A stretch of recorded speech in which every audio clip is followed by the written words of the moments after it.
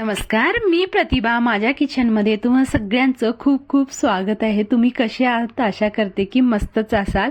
तर आज मी तुम्हाला रेस्टॉरंट स्टाईल दाल खिचडीची रेसिपी शेअर करणार आहे.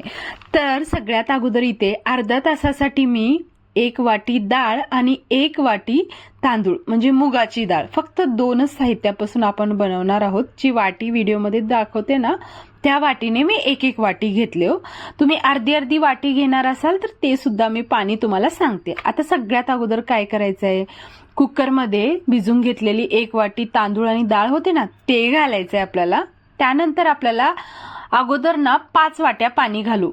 म्हणजे आता आपले डाळ आणि तांदूळ मिळून 2 वाट्या झाले ना, तर आपण 1 वाटीला 5 वाटी म्हणजे 10 वाट्या ते 11 वाट्या पाणी घालायचं. अगोदर आपण 5 वाट्या घालू. आता ह्याच्यामध्ये हळद, मीठ आणि थोडं तूप घालून आपण मीडियम ते लो फ्लेमवर 4 ते 5 शिट्ट्या काढून घेऊ. आता बघा, एकच भाजी ना वेगवेगळ्या प्रांतामध्ये वेगवेगळ्या प्रकारे बनवतात. तसं खिचडी सुद्धा मोजता येणार नाही एवढे वेगवेगळे प्रकार आहेत. आज मी जे शेअर करणार आहे ना खूप सिंपल आहे, कोणीही बनवू शकते आणि इतकं कम्फर्ट आणि हेल्दी आहे. तर इथे 4 ते 5 शिट्ट्यानंतर तुम्ही बघू शकता डाळ आणि तांदूळ लोण्यासारखे शिजलेले आहेत.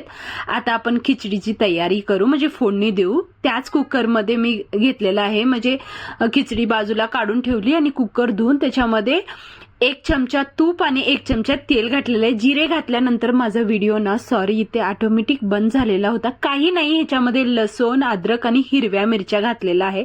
चांगलं परतून घ्यायचं. त्यानंतर ह्याच्यामध्ये आता थोडं हिंग घालायचं आहे आपल्याला. हिंग घातल्यामुळे चांगलं डायजेशनलाही चांगलं इम्प्रूव्ह करते आणि मस्त आपलं फ्लेवर सुद्धा चांगलं येते. त्यानंतर एक बारीक चिरून घेतलेला कांदा घालायचा, थोडासा छोट्यापेक्षा मोठा आकाराचा म्हणा. आता हे कांदा ना चांगलं गोल्डन होऊन द्यायचा आहे अशा प्रकारे आपल्याला, थोडंही कच्चं ठेवायचं नाही. त्यानंतर एक बारीक चिरून घेतलेला टोमॅटो घालायचं आणि ते सुद्धा चांगलं मऊ होऊ द्यायचं. आता त्यानंतर जिरा पावडर, धनिया पावडर म्हणजे धने पावडर, हळद आणि त्याचबरोबर मी थोडंसं म्हणजे एक अर्धा चमचा असं मिरची पावडर घातलेलं आहे. जर तुम्ही मुलांसाठी बनवत असाल तर स्किप सुद्धा करू शकता, कारण आपण हिरवी मिरची घातलेलं आहे.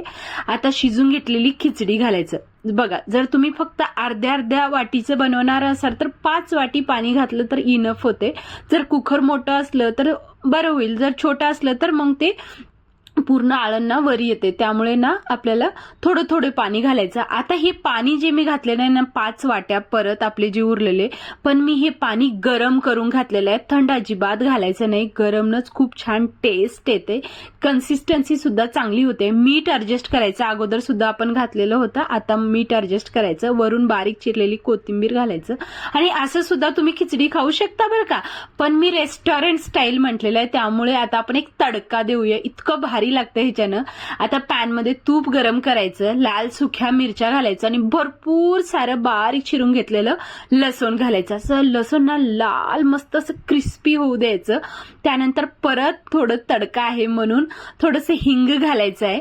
त्याचबरोबर जर तुमच्याकडे असेल तर काश्मीरी लाल मिरची पावडर घाला, त्याच्याने रंग खूप छान येते आणि तिखट होणार नाही. पण माझ्याकडे नव्हतं म्हणून मी 1 पाव चमच्यापेक्षा थोडं असं लाल मिरची पावडर घातलेलं आहे. बस एवढंच, तयार आहे आपली टेस्टी आणि हेल्दी खिचडी. कशी वाटली तुम्हाला रेसिपी? व्हिडिओ आवडल्यास नक्की लाईक करा आणि प्रतिभास किचनला नक्की सबस्क्राईब